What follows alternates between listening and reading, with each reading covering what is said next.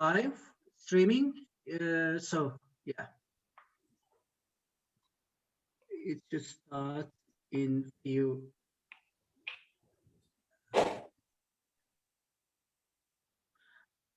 I think we are on.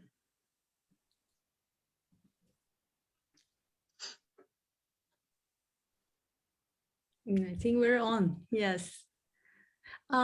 Should I have the introduction then?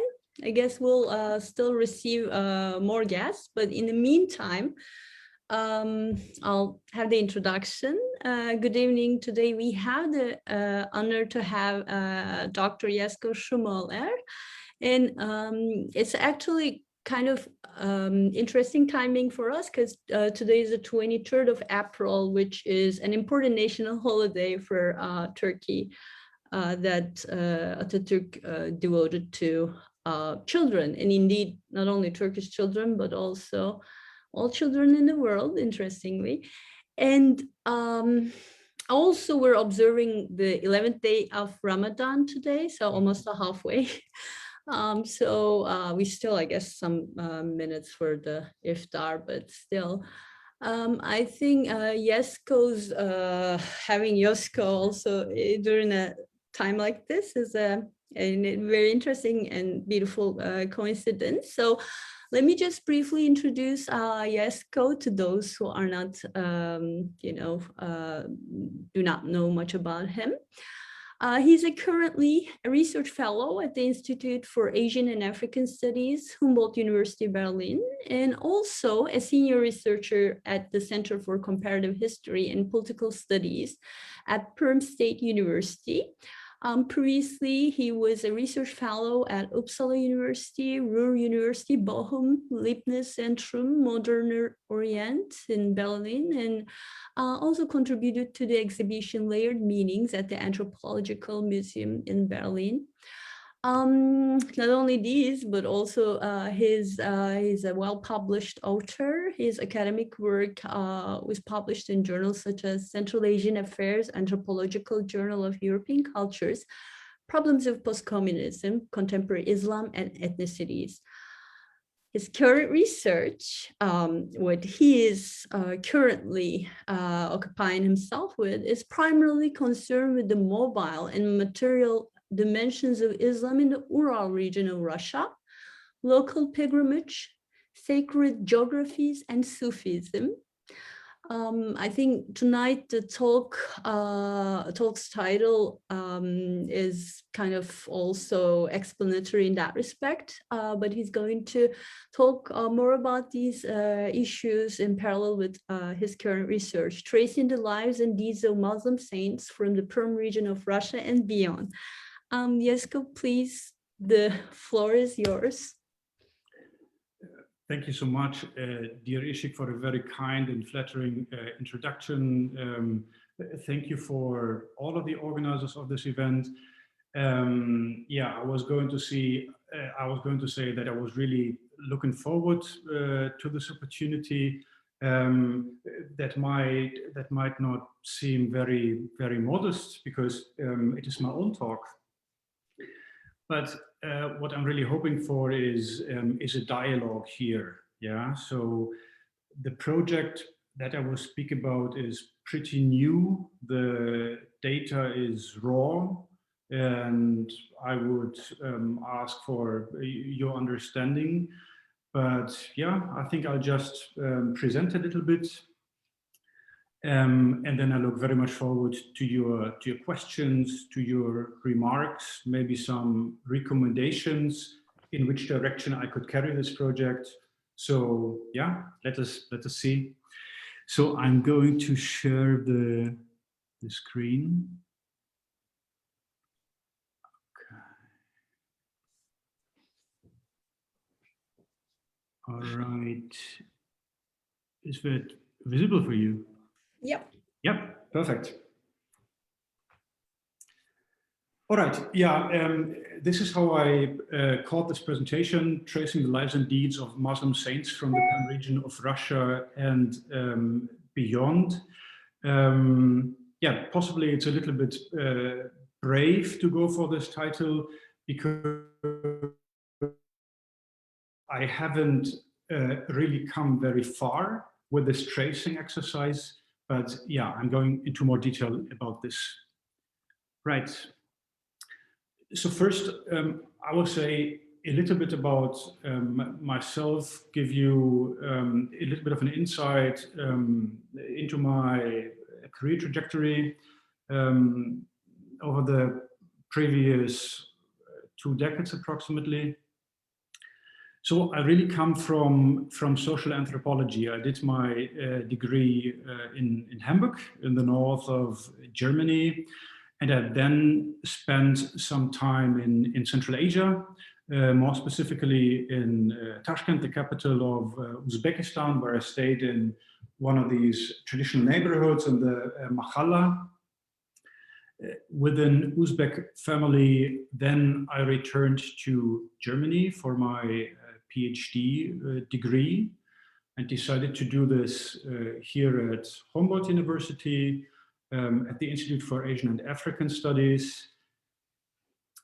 Back then, I suppose I wasn't so very much aware that regional studies is quite different from social anthropology in many ways, but soon I would discover that many of my colleagues here would be very much into languages, would be analyzing old manuscripts, would be concerned with history to different degrees.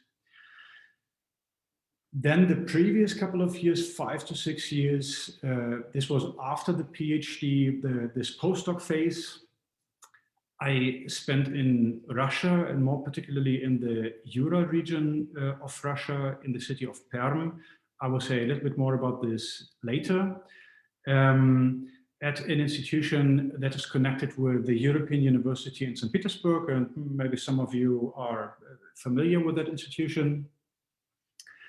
These years in Russia were, yeah, I think formative for me in many ways.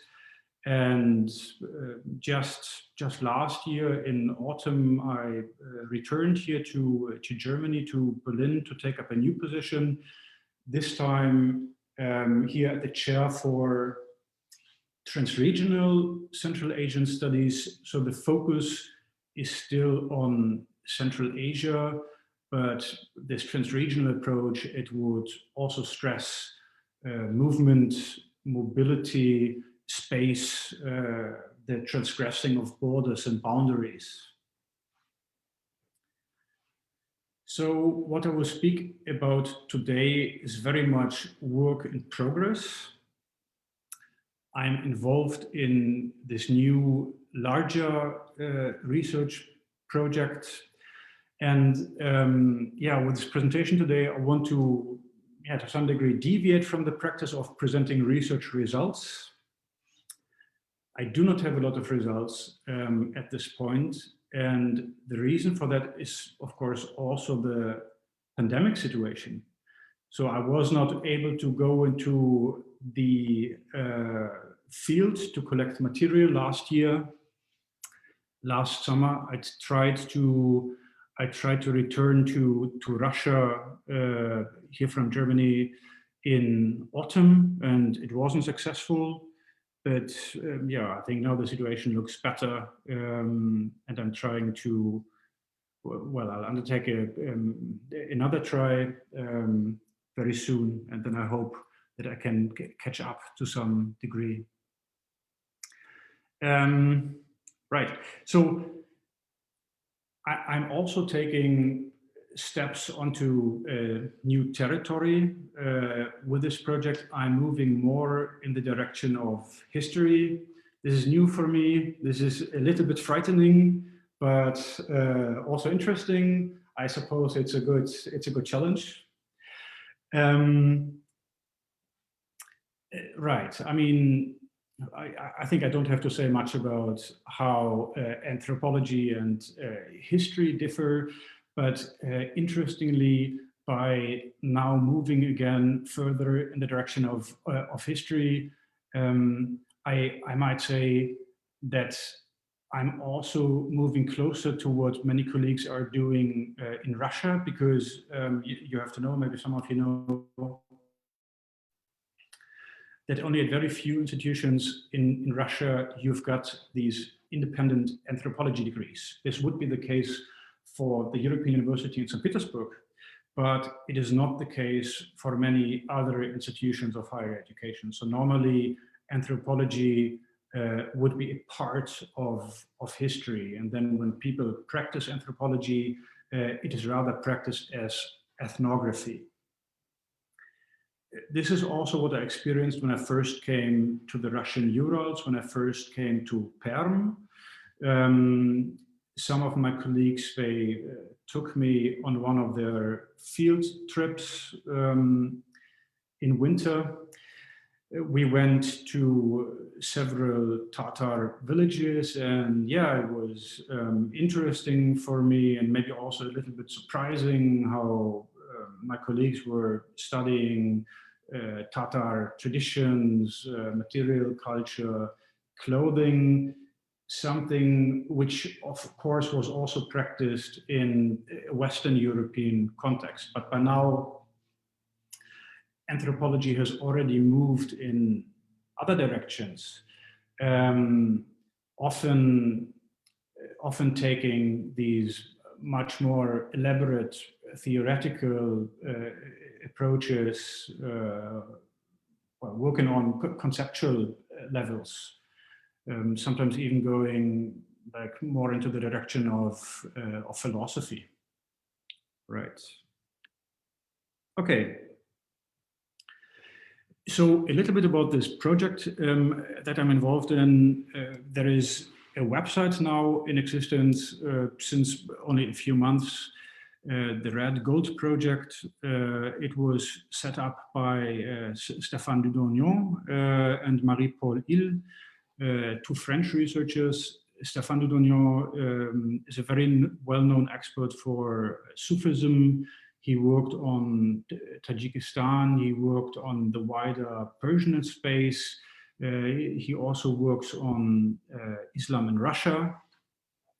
Whereas Marie-Paul Hill, she's rather an expert for Islam in China. The project is sponsored by ANR. This would be Agence Nationale de la Recherche. And the full title of the project is A Red Golden Legend, Muslim hagiographic experiences in the former USSR and popular democracies. I also included here a link to the website in case that you want to read more. We are a team of researchers. So Dudognon and Madame Hill, they brought together about 25 people who all work on Muslim sainthood from the Balkans to China, including in Russia and in Central Asia. We are looking into these issues of the becoming and making of saints, of Sufi saints, how people through their deeds, what they did for the religious communities, what they achieved through their pious lifestyles, through their beliefs and practices that they shared with others, how in this way they slowly turned into saints. If we take an academic approach to these matters, we must not assume that a saint simply turns up out of nowhere. So in this project, we are really looking into these kind of processes. When I say the making of saints, then this would also be about how these people are being remembered by the followers, by relatives, by family members, how memory is produced in relation to these people. Not for nothing is this project also called Muslim hagiographic experiences. So this is about the biographies of these people. The project engages with this apparent paradox of Islam and socialism, and maybe this is something that you have been noticing.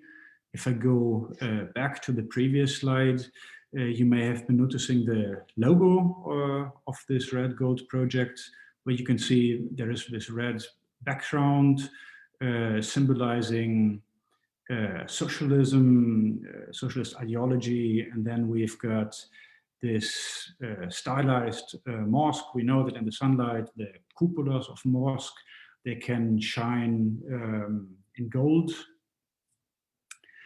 And on top of the mosque, we see not this half moon, but we see the hammer and sickle symbol of the Soviet Union. So the project engages, this is basically the context for what is being reflected in that project. This is also not entirely new, one should be saying. I'm pretty sure that at least some of you are very well familiar with the Sovietological school that was quite influential, that produced some literature about Islam in Soviet Russia and the influence of Islam, the potential to explode the Soviet Union. In the cases of some of these authors, when it comes to Sufism in particular, and the perception of Sufism as a threat for the Soviet social order, then we may think of this rather famous book by Alexander Bennigsen, which I think was called Mystics and Commissars, where he wrote about these kind of Sufi brotherhoods and activities in Central Asia, about the same in the North Caucasus, always considering Sufism as a kind of resistance to empire and the repression of religion and religious lifestyles. Nowadays, of course, we think a little bit differently about the school. It is not without problems when people have very solid political convictions, and these influence their outlook on research, at least from my perspective. So, right. This project, the Red Gold project, it partly builds upon another project that was also carried out by Dudognan, and it included other scholars. They produced this book, which was published in 2014, published by Dudognan together with Christian Noack. The book is called Alas Kolkhozes: Migration, Destalinization, Privatization, and the New Muslim Congregations in the Soviet realm, 1950s to 2000s. As in the new Red Gold project, here we see this apparent paradox, right? Alas Kolkhozes, it's quite an interesting title, I think, because the kolkhoz would be something that we associate very closely with the Soviet system, whereas, well, I don't have to say it, Allah, the name of God, would reference Islam here. The book also looks into the coexistence of socialism with Islam, and it makes this very intriguing argument that the situation may have been a different one in the urban context, in the cities where there was more control, where there was more regulation in regard to religion. But in the countryside, the authors and the contributors argue it was actually possible for Islam to kind of fit into these Soviet structures. For example, to fit into the kolkhoz system. Yeah, this is pretty counterintuitive. Of course, this is something that we would not assume, because yeah, this kind of agrarian organization, of course, also goes hand in hand with a certain outlook, with ideological beliefs. But there were many instances where the people, even the people who were in control in these kolkhozes, they made some kind of agreement to simply keep on practicing their traditions, even though that would have to happen in secret and not in public. Yeah, so the female dimension is something which is also stressed in the new project. Yeah, this is also not really a secret, that it was possible to preserve Islam in some form, at least. I can say more about this later, through women who were practicing Muslims. This is also something that one of my informants said to me in the field. He said, well, that in Soviet times, many of the men may not have been so disciplined. They would like to get drunk on vodka, but their wives and sisters and mothers, they remembered what they had been taught. They would be engaging in these kind of religious activities and would pass it on to the next generation. Okay, maybe I can say a little bit more about this.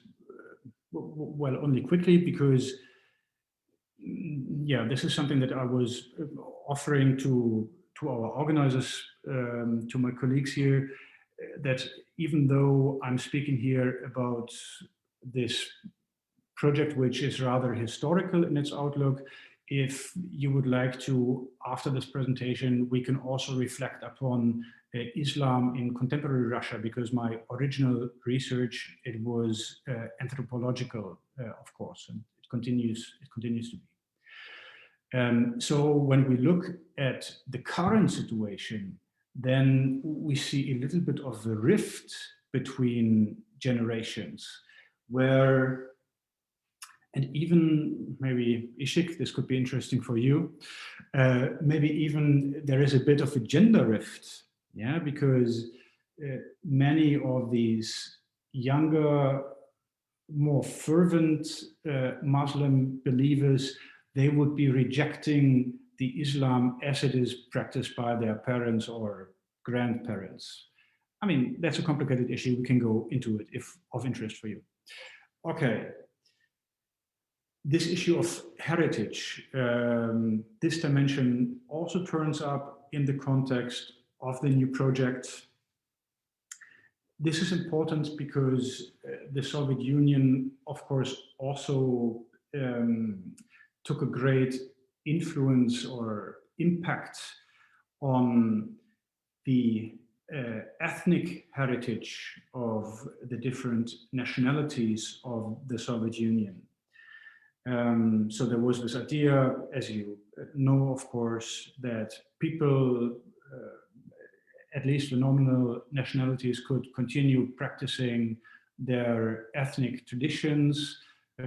Outwardly, that would be entirely okay, but inwardly, people were supposed to become fully Soviet citizens and have this socialist outlook. Right, as Islam as religion more generally was being persecuted, it was possible to preserve some religious traditions, practices, beliefs under this label of ethnicity to some degree. That's also a complicated issue, but okay, we can speak about it. I also wanted to point out there is another interesting book by a historian, Alan Frank, a really prolific writer, which is called Gulag Miracles, Sufis and Stalinist Repression in Kazakhstan. I only put it into the presentation here because it also plays with this apparent paradox, right? So you wouldn't automatically assume that the Gulag would be a place for Sufis to engage in their practices. The Gulag being the prison camp, of course. So this is really the premise for the project that I'm developing. This would be the context to think in. All right. Now a little bit about geography, a little bit about the Russian Urals and Perm. We see here a photo from the city center of Perm. So I mentioned that I stayed in Russia for several years. I worked at Perm State University at a research center that is part of the university, but also affiliated with the European University in St. Petersburg.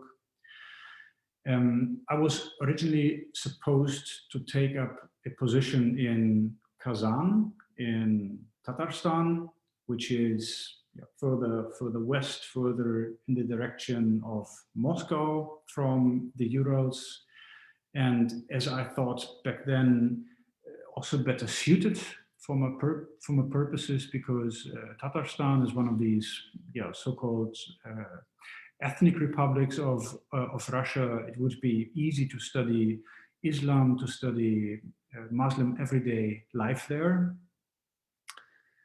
But then this didn't work out, and instead I went to Perm. In the beginning I wasn't so sure about this, but in the end I was quite happy, because mostly people who work on Islam in Russia, they would automatically, well, maybe not automatically, but they would rather choose to go to places like Tatarstan, to the North Caucasus. So it is more unusual to engage with these issues in Siberia or in the Urals, as I did.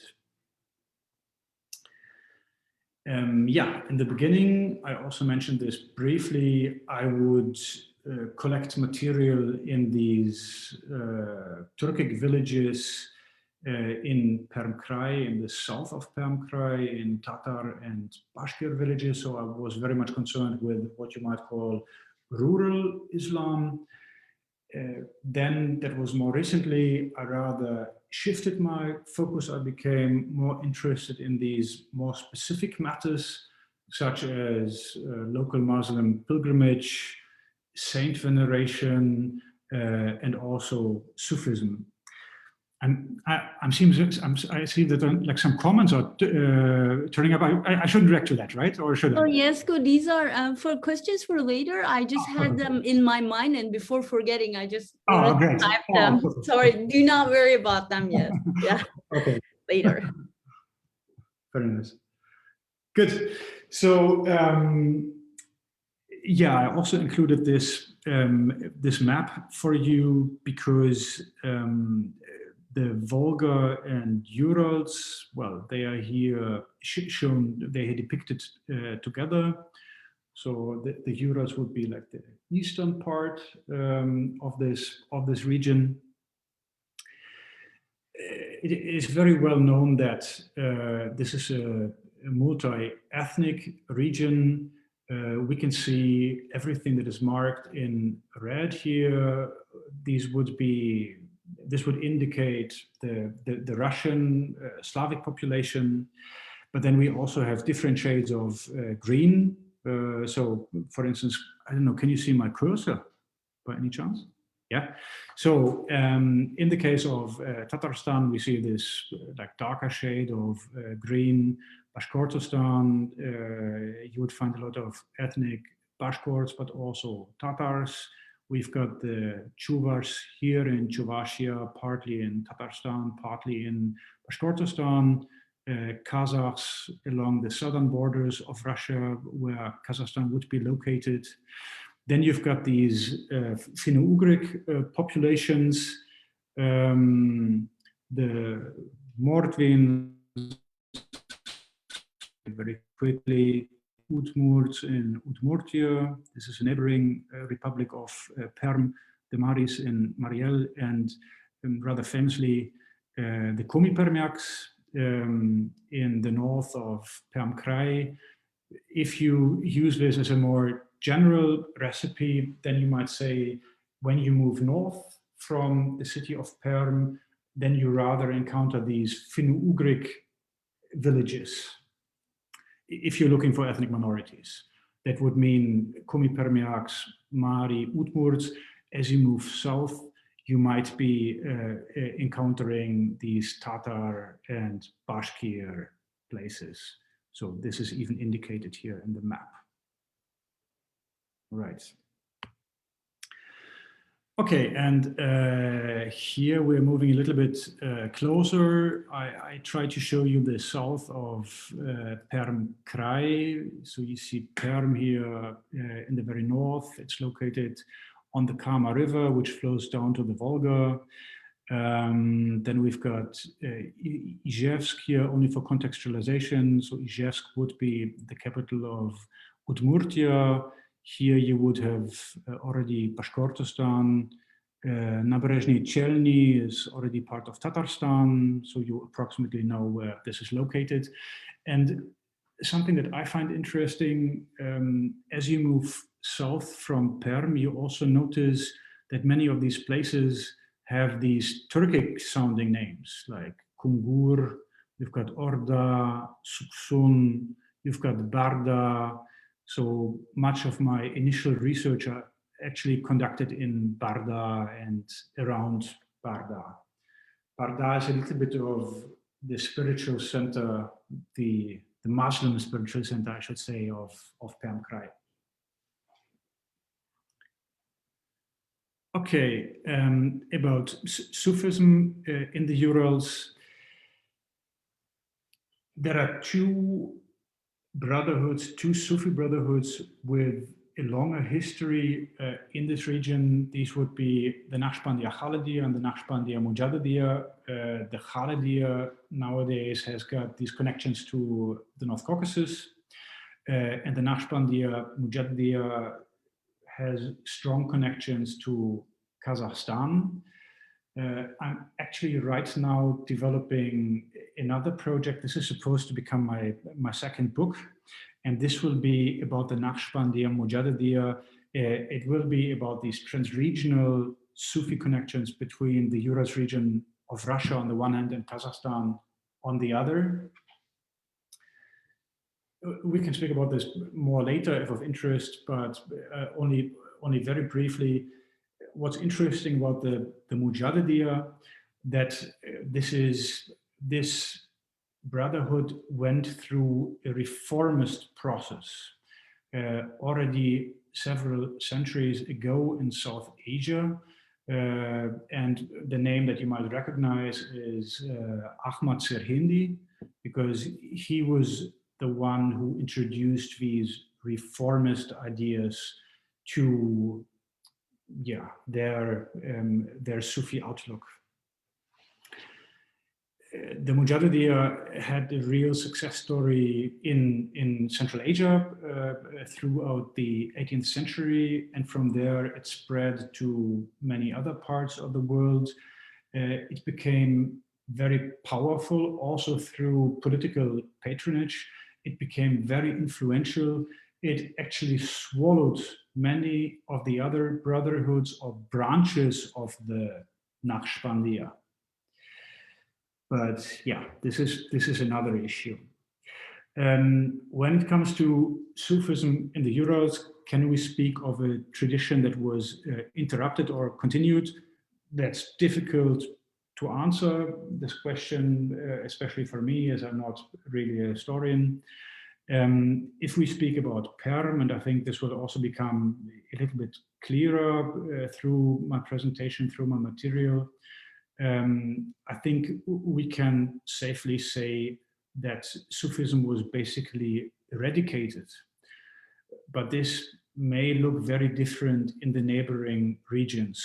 So in the case of Bashkortostan, I was talking with one of my informants.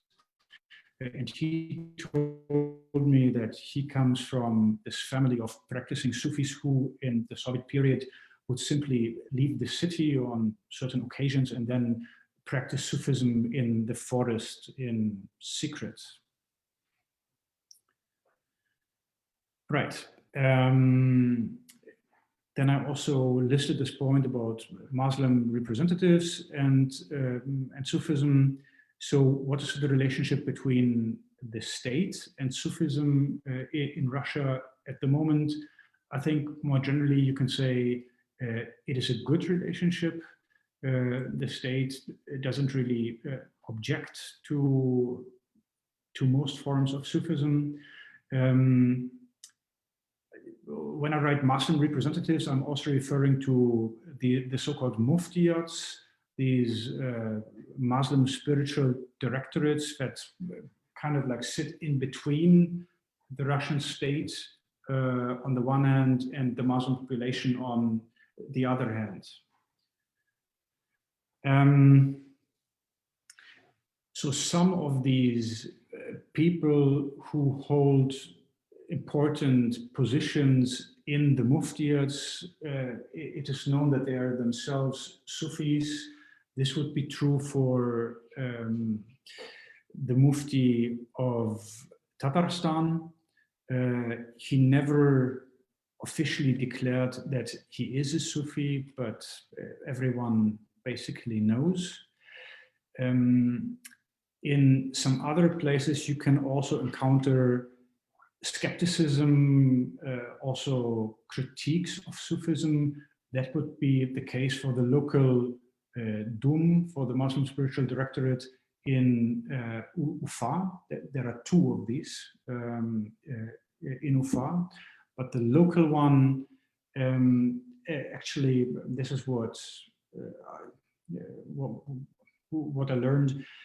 The local one has on its staff quite a few people who are more influenced by these like reformist Muslim ideas, and they take a more critical stance towards certain aspects of Sufi belief and practice. I suppose that part of the appeal of Sufism for the Russian state might also be that through Sufism, it becomes easier to claim certain Muslim traditions for the Russian population, so to say, to argue that that this is our kind of Muslim tradition. So here we are basically moving in the direction of this discourse about traditional Islam.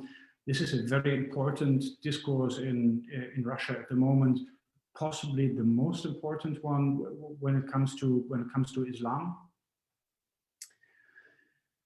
So traditional Islam, it's not easy to define because several definitions exist. Some people say that it's basically a strategy to keep out global Islam, to keep out universal Islam, and according to, depending upon the different definition, it would stress national components, regional components, local components, and ethnic ones too. Okay, so now I get to my empirical material. How's my timing, by the way? I'm talking a lot, no? Still fine, or okay? You can talk. I mean, we still have, you know, even. Yeah, we have time. Yes. Good. Good. So, okay, then I will speak a little bit first about Barda. I've been mentioning this place where I initially conducted my research. Barda is a very interesting place. Approximately 90% of the population would be Tatar Bashkir. People talk in Tatar in the street. There are newspapers, there are radio stations in that language. When I first came to Barda, I was encountering the legend of the 7 Ghazi. So this is when I initially became interested in these Muslim saints. I was in the main mosque, in the prayer hall, and the Imam pointed out to me these gable-shaped ornaments on the walls, and he was saying that these ornaments, they stand for the 7 hills around Barda. And these are again associated with these holy men, with these Ghazi, with guardians or protectors. According to legend, these Ghazi were watching the borders of Volga, Bulgaria. They were serving as lookouts on those surrounding hills, and when they were sensing danger, enemies, they would light fires on these hills, so people could come, the population could come together in the valley and then defend the place. But in time, and I think here is where it becomes interesting, we can observe this shift from the military to a more religious role of these Ghazi. Of course, when we take the term Ghazi, then you already have both aspects a bit. People and also the local experts, they're using different terms. So there is one local historian, Amir Fatikhov. He, in his book, he uses the term Bater, which would be basically a hero, right?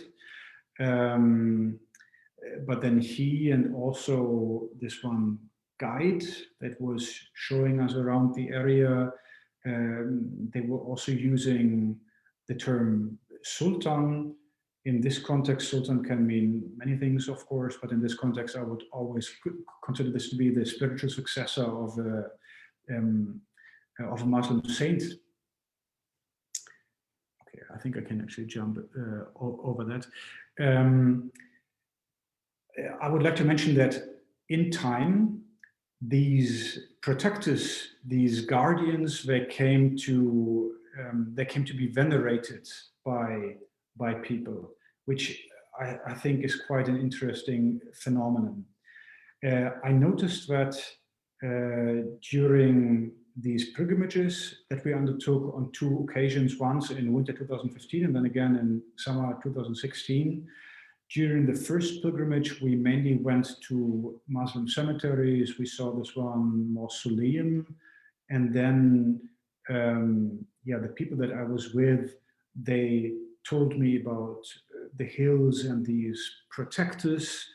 So next time we only concentrated on those saints of Barda and went to 6 of these 7 hills.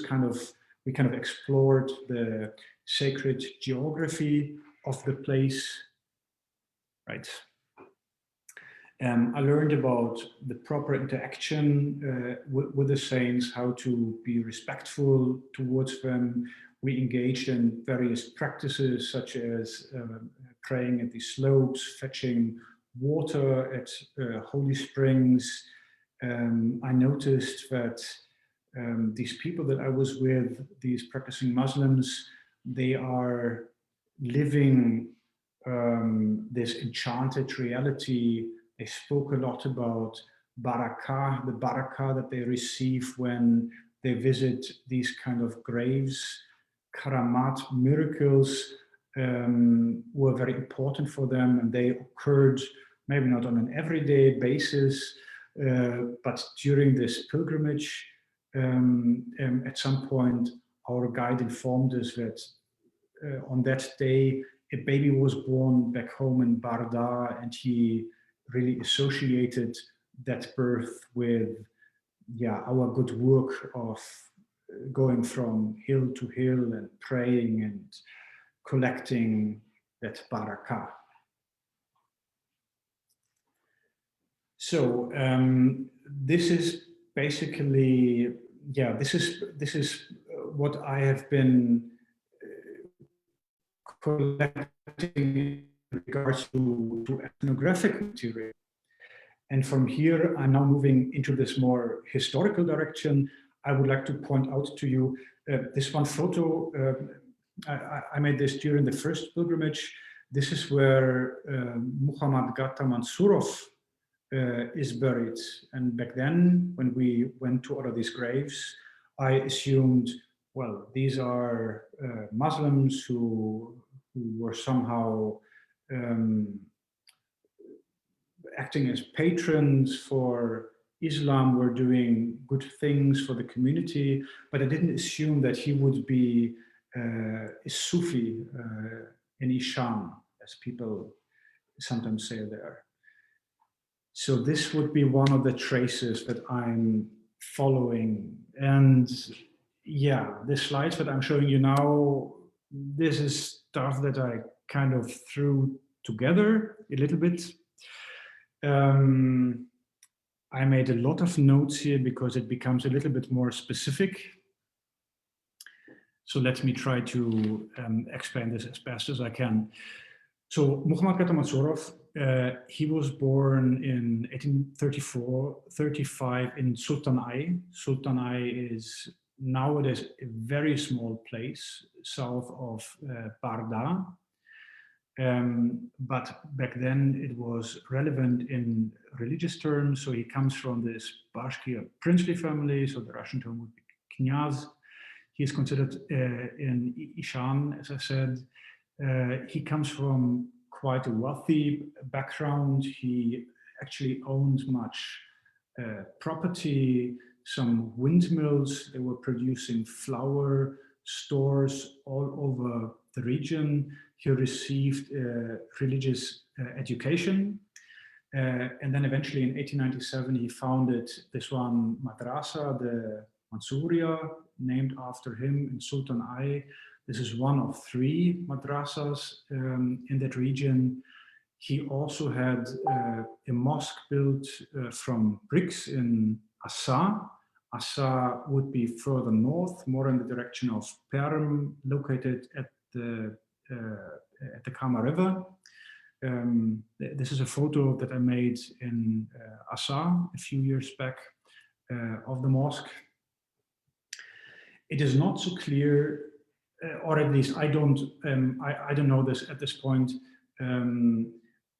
which brotherhood he would have belonged to, who his teacher was. But we know that he participated in the burial of Zainullah Rasulev, who was a very famous, at that point, Sufi master in the city of Troitsk. This would nowadays be Chelyabinsk Oblast, right at the border with Kazakhstan.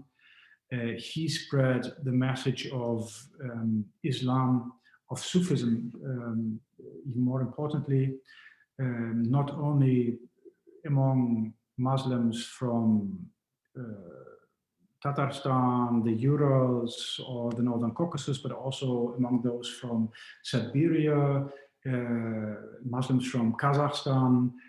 I think he produced murids by the thousands, which was quite remarkable.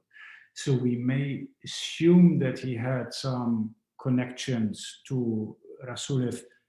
Possibly he might have been his murid. We also know that he enjoyed quite a lot of respect among Muslims from Assa, who also kept the Soviet authorities away from him. He acted as a patron. He built that mosque for the people, so that might have been a reason. And he died then in the year 1924. I can say a little bit about the Mansuriya, about this madrasa that he created, only very briefly. So this was a new method, madrasa. People employed these usuli jadid. We can assume they didn't only learn about religious subjects, but mathematics, geography, physics, literature, all of this was on the curriculum. So we know that this complex, it consisted of a mosque, classrooms, a library, and this dormitory for the students, for the shagirds. Right, we don't need so much detail, I suppose. We know that quite a lot of shagirds learned here as well. Then later in 1910, a female madrasa also opened that was attached to the Mansuria, and then a Russian school in 1913. Shortly after the Russian Revolution, this shouldn't be a surprise, the Mansuria, it ceased to work. Okay. Yeah, so we learned a little bit about the creation, about the building of madrasas and mosques in Perm region, in this part of Russia. In fact,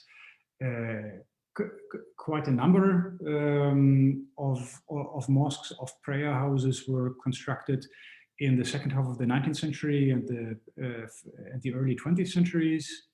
We also know about an increase of the activities of Ishans in the south of Perm Krai after the Second World War, and I will say more about this in a moment. We know that these Ishans, these Sufi teachers, had no small number of murids, and among these practicing Sufis, there was quite a lot of speculation about the end of the world. So I'm going into more detail about this now. Do I still have something like 15 minutes?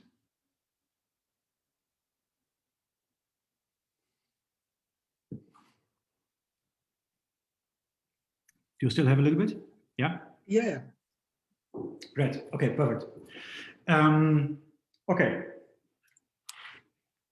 So this is important information in regard to religious repression, because there was this political process, this initiative, which was called the Anti-Soviet Organization of Ishanism. These are the years 1947, 1948. This, I think, is quite interesting because, of course, we know about religious repressions in the 1930s, that Stalin was responsible for. We know that it was very difficult for many Muslims. We know that some imams were arrested, were executed, were sent to prisoner camps. Then the situation eased a little bit during the years of the Second World War. This also had strategic reasons, of course. You cannot really send your population to fight for you when you repress them at the same time. But here we see a little bit of a resurgence of these kind of activities in the late 1940s. And here the focus was on Sufism in Perm Krai. So the state representatives were here using this term Ishanism. Interestingly, Ishans, for them, they were placed in their own category apart from other Muslims, and Ishanism was regarded as this expression of religious fanaticism. So Islam in itself might be considered a problem, but Ishanism was overstepping certain boundaries. So I suppose that the whole situation in the North Caucasus was also setting a model here in political terms. Right, so in the 1940s, now people tried to finish the work they had started in the 1930s, because some Sufis were able to escape persecution. They had left their native villages and would settle down somewhere else, but never for very long. So they would try to like move around quite regularly. And then in the like late 1930s, they would return to the native villages. In 1947, these kind of concerns turned up about the opening of new mosques, the founding of new religious organizations, and not always together with some kind of official registration. And for this, the state made responsible, as they said, Ishanism or Naqshbandism. Yeah, from the documents, we know a little bit about the alleged outlook of these followers of Ishans. What was interesting for me, so on the one hand, they allegedly did not recognize the spiritual representatives, people from the muftiyats, that would be, or people who were leading the congregations on the local level, and even regarded them as heretics. That, I think, is quite interesting, maybe something also to be discussed. You do not really find this kind of position among Sufis in Russia nowadays, at least not in the Sufi communities that I was in contact with. So that would be a very untypical position. Allegedly, these people also held negative attitudes towards the kolkhoz system, but they were looking towards Turkey for direction. I really wanted to include this point in this presentation with you in the audience. So what I suppose what is meant here would be a phenomenon such as pan-Turkism, which was regarded as a great threat in Russia at that time and also earlier.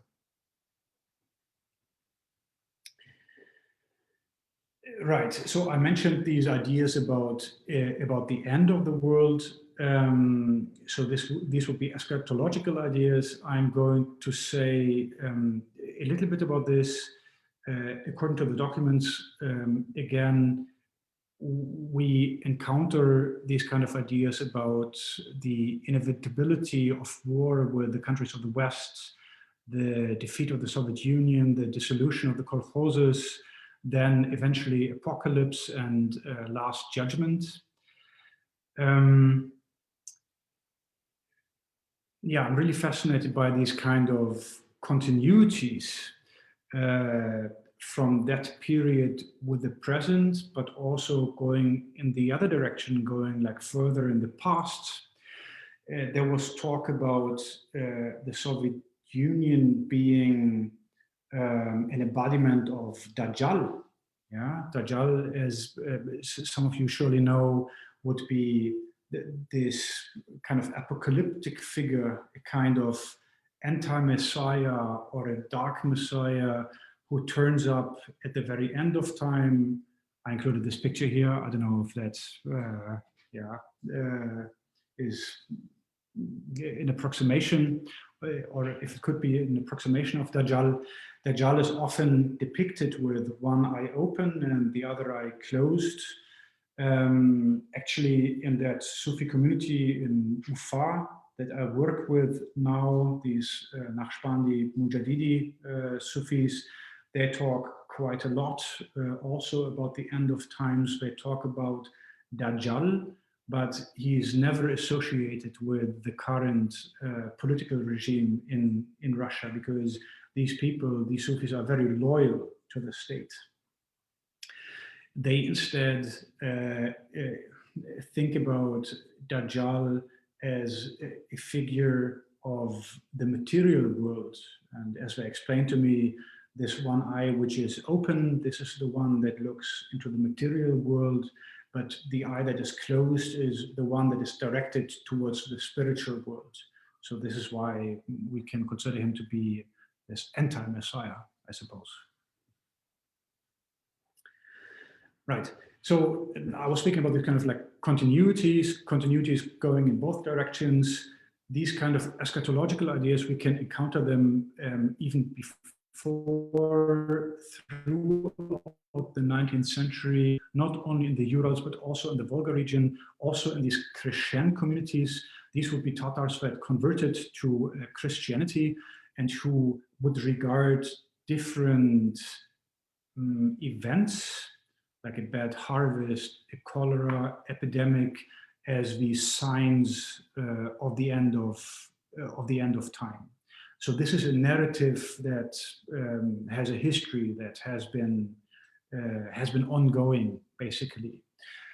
The reason in the 1940s for these kind of apocalyptic ideas was the decline of the rural population that's related to this change of the rationing system. So people were experiencing hunger in the countryside, in the villages. Right, so I'm returning now to the political process, the anti-Soviet organization of Ishanism. This led to the arrest of approximately 2 handful of people. They were mostly rather old. They were given prison sentences of up to 10 years because these people were pretty old. It meant they wouldn't, in most cases, they wouldn't return back home to their villages, to their families. I also noted this question, was this the end of a long tradition of Sufism in the Kama region? Kama would be another name for Perm region because it is located at the Kama River. The experts think, yes, it was Sufism. It wasn't possible to preserve Sufism there, but it was possible for some followers, for family members to honor the work of these people by commemorating what they did for the Muslim community, for Sufism too. Right, and this would be my outlook. May I speak for 3 to 4 more minutes? Is it fine? And then I will be finished? Yeah, good. Okay. So this is what I intend to do in the near future, over the next couple of years. There is one researcher, a historian in Perm. Her name is Gulsina Selyaninova. She was conducting, or she is still conducting, some very fascinating work. Much of what we know nowadays about this kind of religious repression, we know through her work in the archives.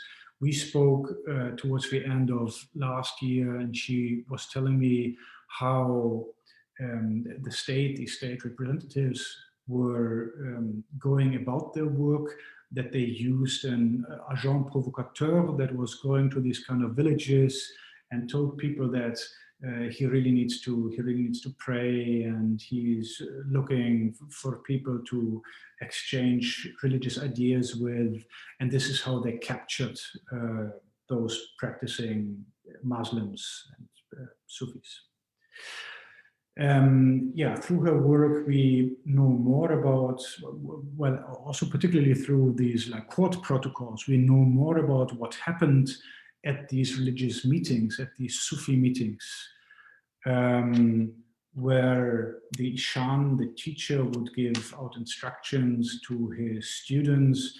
We know about how people engaged in prayer and to the namaz and to the zikr, the remembrance of God. They would be practicing suhbat, which is a very particular Sufi technique, which is also practiced nowadays in the Naqshbandiya, Mujaddidiyya. If of interest to you, I can speak about this too. Munajat, which are these religious songs. We know a little bit more about the reading, the literature that people used in these reading circles. Right, so this would be one trace to take up.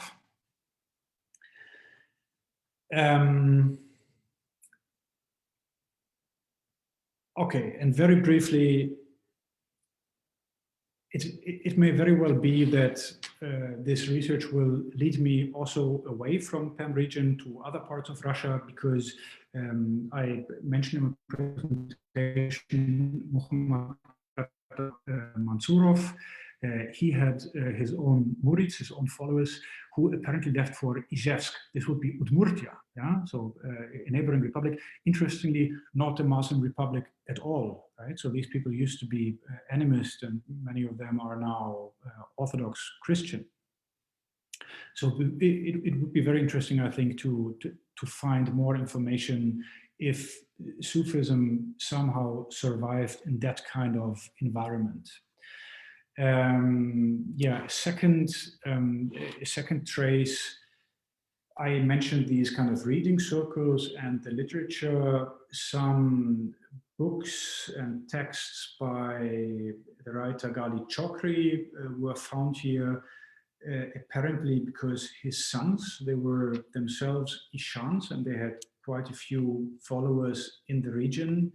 So I would try to find out more about his sons, Garifullah and Akhundzian Kiekov. One of them died in 1918, the other one in 1936. So one of them actually lived through the first decades of the Soviet Union.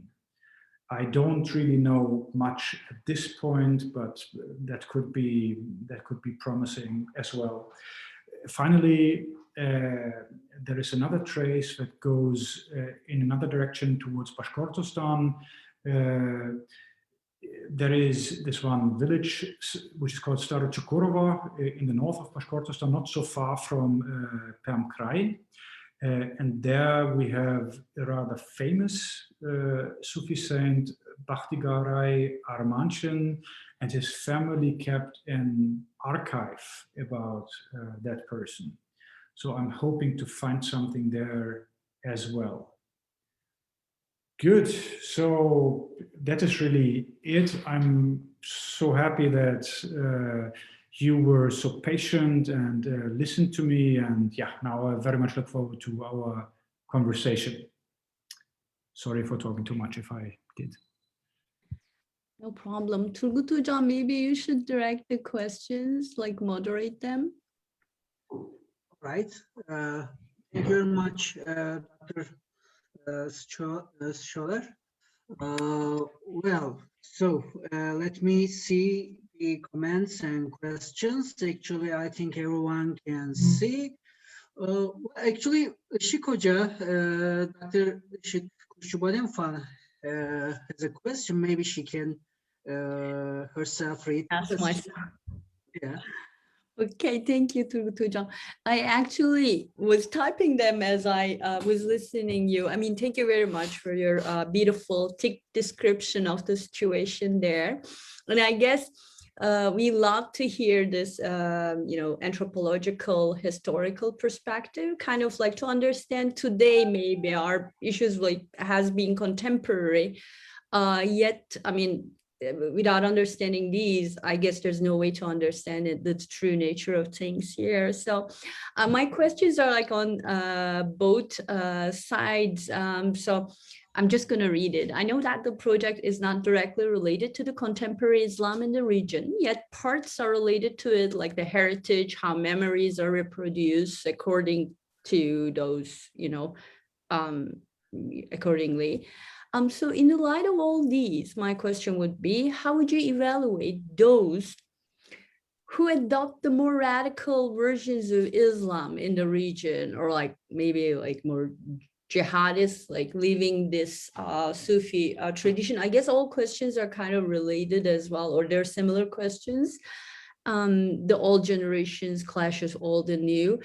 I have a second question, and can we talk more on the practice of Islam in Russia in various parts, including the various administrative units in the federal state, but maybe this could be connected to the Turgut Hoca's question as well. So maybe the first part, if you could answer, Jesko, that would be great, the first question.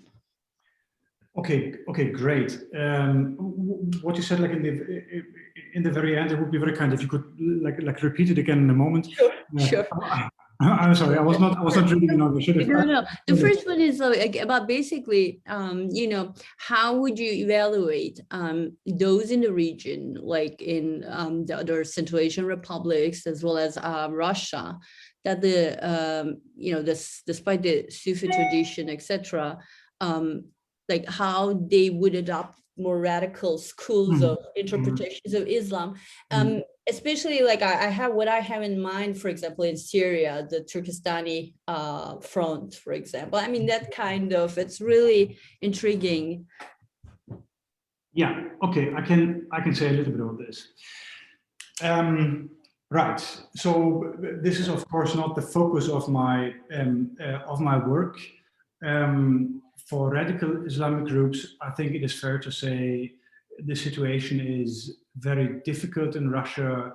It is even difficult to study this phenomenon. There is a colleague who wrote a very interesting book about these militant Salafis, about jihadis. His name is Danis Garayev, who now works in Kazan again, if I'm not mistaken. I know that Hizb ut-Tahrir was active in Russia for some time, but there has been a crackdown on Hizb ut-Tahrir. I had this one interview with a Hizb ut-Tahrir member, possibly former member, who was spending some time in prison. At the very beginning of my research in Russia, and back then I was like really optimistic, and I was saying, oh, really, that was a great interview. Possibly I should be going more in that direction. Of course, this would be very difficult to conduct such an enterprise, especially for a foreigner. Yeah, I wouldn't want to take this kind of risk. When it comes to people who engaged in jihad in Syria, in Iraq, we know that I'm not so sure about the most recent numbers, but possibly 2 years ago, 3 years ago, a great number of recruits came through Russia. Many of these people being of Central Asian origin, but recruited in Russia. Right. Yeah. Otherwise, it is very difficult to belong to any radical group in Russia. Certainly publicly. It is even difficult to practice some kind of pure Salafism. Yeah, if that means that your practice becomes too publicly visible, so to say. So in some parts of Russia, we now have this like so-called halal movement, and this is maybe like a good moment to like switch over to the other question you were asking about, this generation conflict. We know about this especially in the urban centers, in places such as Kazan and Ufa. A colleague of mine who is now in Berkeley, he is writing his book about the halal movement of young Tatars in Kazan. So these people, I'm speaking in very general ways, of course, you know, you cannot like normally generalize it like this. These people tend to be critical of the kind of Islam that was preserved by, you know, by the generations that came before them. There is this kind of term that they are using, which is Babai Islam, which is a little bit derogatory. So it's like grandfather Islam.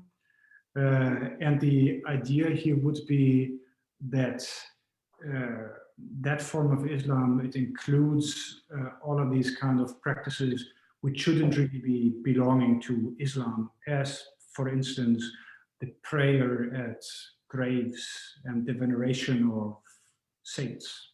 Well, I'm sure you have like some questions in it too, right? All right. Thank you. Actually, you answered the question of Hazar Gürsoy from Middle East Technical University Sociology Department. So, yeah. Muhammad Sefa Kürk has a question. Actually, he has two questions. Muhammad Sefa Kürk, could you please read your question if you are here? Please unmute yourself, or I will. Okay. Yeah. I want to ask that. If you consider the Sufism as the way to spread Islam to the non-Islamic people, can we say that the Sufis were successful in the Perm region? Can you say this again? I had trouble hearing you in the beginning. Okay, I'm sorry. Say it again. If we consider the Sufism as the way to spread Islam to non-Islamic people, can we say that the Sufis were successful in the region? Okay. And the second one, did we see any clash between the Jadidists and the Sufists in the Soviet period? Okay, thank you so much for these questions. Thank you. Yeah. So again, I must really stress that I'm not a historian. So I think if you are going to direct these questions at some of my colleagues, you will get better answers. Certainly, I'm speaking very generally now. Certainly, Islam was spread among the non-Muslim populations through Sufis who moved in these kind of border zones, who would also sometimes, like take up weapons to fight for one or another ruler. When it comes to Perm specifically, then I would say, we would have to go like far into the past to know which people, which mobile Sufi leaders may have been influential here. But I would say that Perm is still very well located. It is right next to Bashkortostan, where you had the Muslim influence already. So I would say going about like 700 years into the past. Tatarstan is not very far away. If we look at, if we speak about, the more recent past, if we speak about maybe the last decades of the Russian Empire before the Soviet Union was founded, then I would really indicate also places such as Orenburg, which is further south, closer to Kazakhstan. Places like Troitsk, where the Sufi teacher Zanullah Rasulev was, should I say, operating from, because I think he really had this civilizing mission, if you want to call it that. He really had this idea of bringing Islam, the true Islam, for instance, to some of the Kazakhs, that were not fully Islamized at that point. For Perm, it is more difficult for me to answer. And then, yes, of course, clashes in the Soviet period between Jadidists and these kind of traditionalists. There is a lot of literature about this. I'm not an expert at all. I think that if we tend to see these things in binary terms,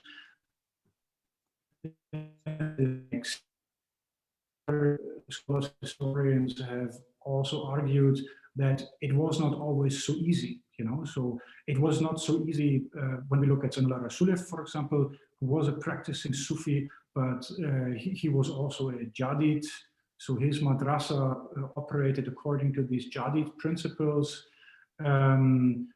Possibly it was not so easy for this Muhammad Kata Mansurov that I spoke about today.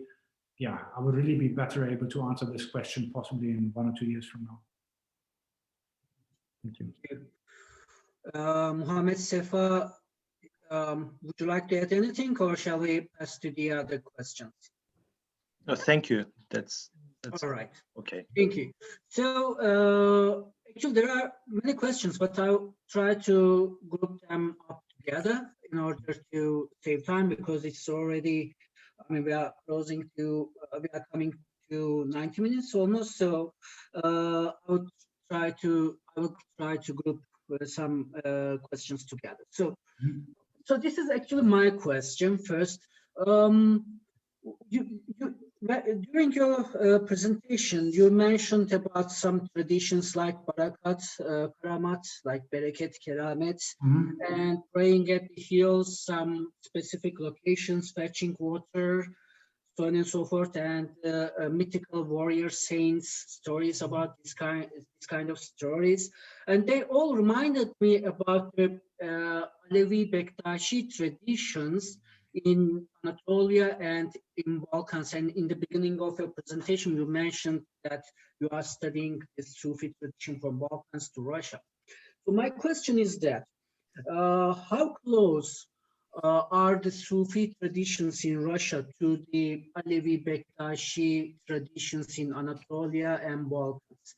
So this is the first question. And the second question is that actually this is also very much related to another question of Işık Hoca, relations between different Islamic traditions within Russia.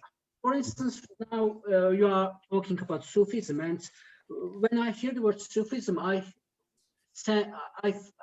think about a more humanistic way of Islamic tradition as opposed to, for instance, Wahhabism, Salafism, so on and so forth. And in that sense, could you please, I mean, for instance, compare the Islamic traditions in Northern Caucasus, where radical Islamic movements are probably more, let's say, popular, widespread, how these different Muslim people in Russia interact with each other, how they perceive each other. So this would be the first set of questions, and I will have another set of questions. Oh, okay.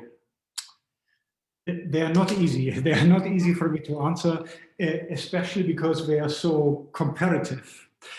Okay, I will try a little bit. Let's see how far I get here. Yeah, when I said before that this project it considers these kind of Sufi traditions in different parts of the world that were Soviet socialist or simply socialist. I didn't mean to say that I'm studying all of these regions. That would be much too much. But I've got some colleagues who concentrate on the Balkans, some who work on Russia, some who work on Central Asia, some who look into these things in Xinjiang and elsewhere in China. I'm not very familiar with this whole Alevi Bektashi tradition, I should say. I was visiting Albania once, very briefly, got in touch with that tradition, but know hardly anything. So I think a major difference here would be that the Bektashi are Shia, right? So, or is it a complicated? Well, I mean, I'm not an expert on Islam, but I wouldn't say they belong to Shia. Yeah, they have some from Shia, but I wouldn't say they are Shia. But as I said, I'm not a specialist on this issue.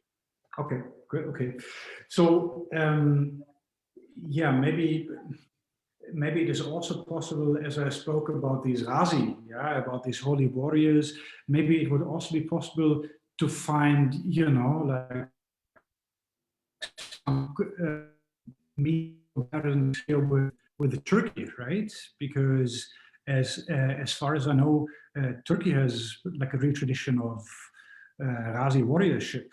Yeah. But yeah, I would need to be more of an expert on these matters. It's a good question. Let me try to find out more.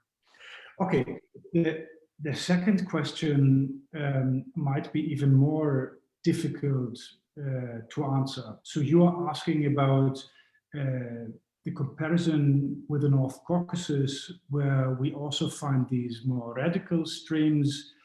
That is true, but we also find Sufi structures in the North Caucasus which are very much, which are solidly in place. The whole regime of Ramzan Kadyrov, right? Yeah, I think using this term radicalism, in regard to Islam in the North Caucasus, is quite difficult, because for a long time it was exactly the Sufi groups in the North Caucasus that were considered to be dangerous and a threat to the Russian Empire. And only more recently, we have these other groups that are in conflict with these possibly more established Sufi structures. Were you also interested in like Sufi relations with other parts of Russia, or especially with the North Caucasus? No, I mean any part of Russia. Just I mentioned North Caucasus because as far as I know, North Caucasus, I mean, there are some, radical jihadist movements in North Caucasus. That's why I mentioned this region. But yeah, I mean, we can speak about other parts as well. Yeah, I mean, yeah. As you said, like humanistic tradition. Yeah, it's all very difficult, right? To somehow define Sufism as a phenomenon. So I think that my colleague Stéphane Dudognon, he likes to speak about Islamic Gnosticism, and as we know, some people like to use this term like mysticism. I'm not such a friend of this kind of term. I tend to think about Sufism as like a particular tradition in Islam, and as you stressed, humanism. What is always interesting for me when I look at this phenomenon in the present, and now there also seems to be like a certain continuity with the past, is maybe this dual principle, I think we can really see that also emerging in these eschatological ideas, about this world, the material world. When I'm in contact with my colleagues and my informants in Ufa, they like to use this term dunya, of course. So the sphere of sins and nafs and attraction and money and these kind of issues that weighs you down. And on the other hand, you've got what they call ruhaniyat, the spiritual world. Yeah. So this is something, when it comes to outlook, when it comes to belief, which I find is very, very strong in these communities with like dual religious outlook, if I may say it like this. Mm-hmm. All right, thank you.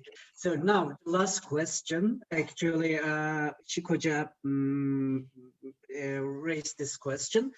It's about the relations, or the perspectives of the relations between the Russian Orthodox Church and the Muslim populations, or Russian Orthodox Church approach or perspectives towards the Muslim populations of Russia. And related to that, as far as I can observe, the Kremlin uses the Muslim communities in Russia and the coexistence of the Orthodox Christians and Muslim peoples and other peoples of different faiths that they are living together as a model of, I don't know, like diversity as opposed to Islamophobia in Europe. There's this kind of discourse. I mean, your comments, your opinions about this kind of relations between Russian Orthodox Church, Muslim populations, and the discursive utilization or use of this kind of relations in political. Yeah. Okay, yeah, this is a very important question, of course. It's also a little bit dangerous to answer. I don't know who's listening, but so it's all between us. Yeah, I know, for your future research prospects. 1 million people on Facebook. Oh yeah, later they will be alive. I mean, no, it's probably fine. So it's a very important question. So yeah, so officially Islam would be one of the traditional, so-called traditional religions of Russia, which would be Orthodox Christianity, Islam, Judaism, and Buddhism. So it has an official status, and officially the Russian Orthodox Church is very much open towards Islam. And vice versa.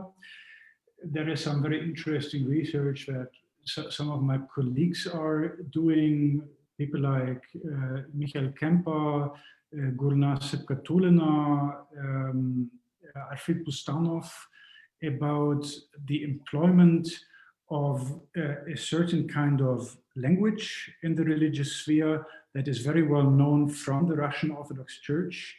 And this has been taken up also in Muslim communities. Yeah, which wouldn't be something that one would assume, I suppose.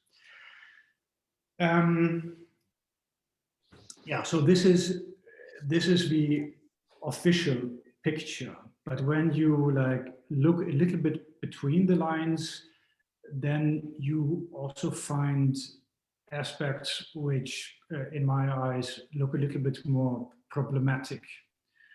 So, for instance, we can now see in Russia this new project of nation building, where people are reflecting upon their own history.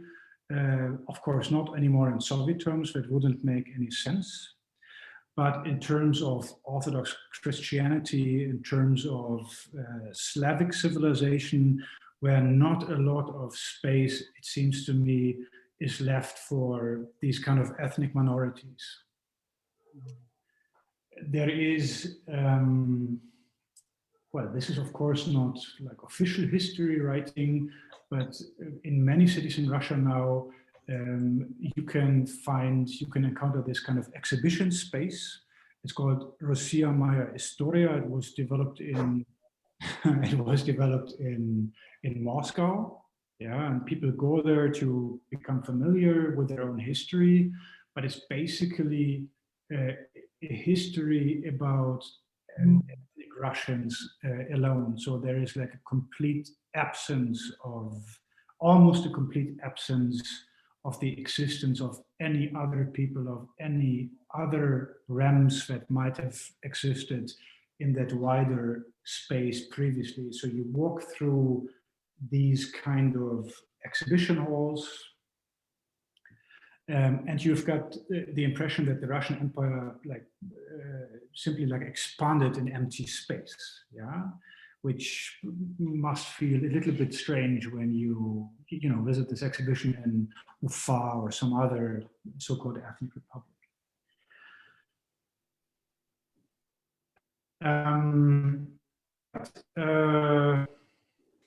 Okay, Islamophobia in the population, of course, it exists. It exists in any place. I suppose when I was living in Perm, there was this discussion about building a new mosque right next to the market area. And it was very interesting to hear the opinions of some of the students at university, because they said, oh, I don't live so very far from the university, and I don't really want to hear the muezzin regularly. So, yeah. But, well, to maybe end on a positive note,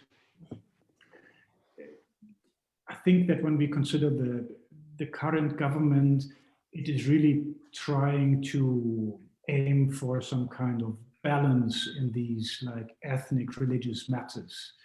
So it might be very different if some populists would be in power. Mhm. That was a good round answer, actually, Jesko. You can go, I think, again to the field. Yeah, I mean, Yeah. Well, as to the questions, this is all. So I think maybe Jesko can continue because we don't have more questions. So yeah. yeah, I'll just kind of close up and also thank again to Jesko for this wonderful, brilliant presentation. Indeed, I mean, Anatolia is a region where all these traditions are enmeshed and mixed with the already existing civilizations, cultures, which were really rich from the really earlier ages, prehistoric ages. So it's kind of interesting to see, and maybe a lot of Turkish people do not know that the roots of these traditions are indeed coming from this Eurasian mix, and a lot of the Sufi orders here that people know.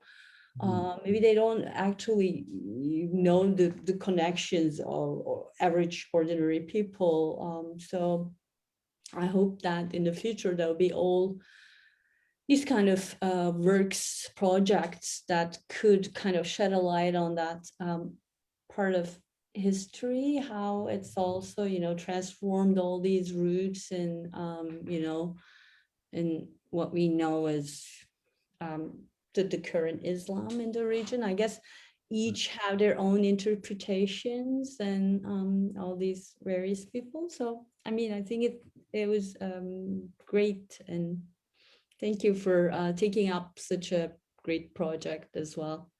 Thank you. Thank you so much. Yeah, this was a great opportunity for me too. And yeah, really, it feels as if it's never the right moment to start a new project, because I don't know, we are all very busy. We've got multiple tasks to take care of all of the time. So, there never comes this moment where you sit down in the afternoon to say, okay, and now I'm starting to really dive into this. So yeah, so I was happy that this was an opportunity to take, I don't know, the first couple of steps, and yeah, maybe we are going to continue this conversation and see what I can come up with, over the years. This project is going to run for a couple of years until 2024, if I'm mistaken. Yeah. Wonderful, wonderful. Thank you, Jesko, and we'll hope to see you maybe another time again with the more findings of the project as well, in our future seminar series. Perfect. Yeah, that sounds great. Yeah, I'll be happy to welcome you to any of you to Berlin. When it's possible to travel again. I know. That's our thing right now. but hopefully, yeah, the world will get rid of this disastrous situation soon, anytime soon, and we'll be able to travel more. Yeah. I hope so. All right, so I will stop the live stream and end the session now. And thank you very much, Jesko. Thank you. It was a pleasure to have you at Eurasia Talks. Thank you very much. Thank you too. Thanks. Bye-bye. Bye. Bye, everyone. And thank you for our participants who, really stood with us tonight. Thank you.